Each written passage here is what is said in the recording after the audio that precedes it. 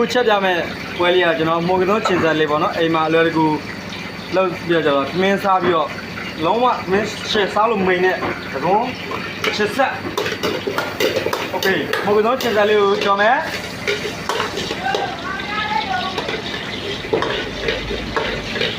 ကျတော့ဒီလေးကြည့်တတ်မယ်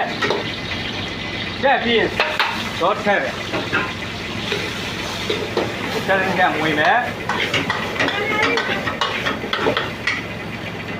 ဟိတ်တယ်ဗျာတဲ့ပြီးကြက်ပြုတ်ရည်လေးနိုင်ငယ်ထည့်ထားမယ်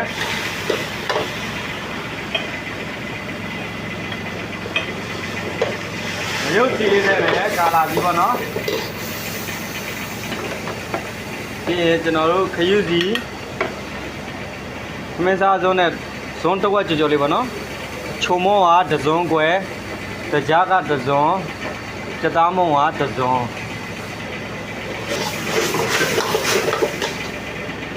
ဒီကျွန်တော်ကပဇွန်နန်းငပြာကြီးပဇွန်နန်းငပြာမင်းစားစုံးနဲ့တဇွန်လောက်ထည့်မယ်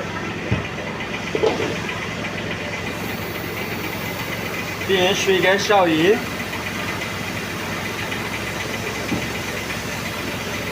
ရွှေခဲလျှောက်ရတော့ကျွန်တော်တို့ကသမင်းစားစုံးနဲ့ဆို2ဆုံးလောက်ရှိမယ်နော်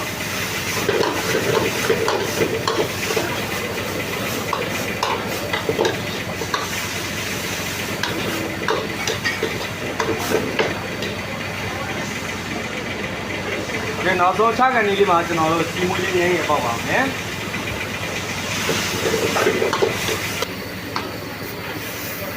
Oh my god โอเคဒါဆိုရင်ကျွန်တော်တို့အိမ်မှာအရင်စားလို့ကောင်းတဲ့ကတော့ချစ်ဆက်ရပါခင်ဗျာ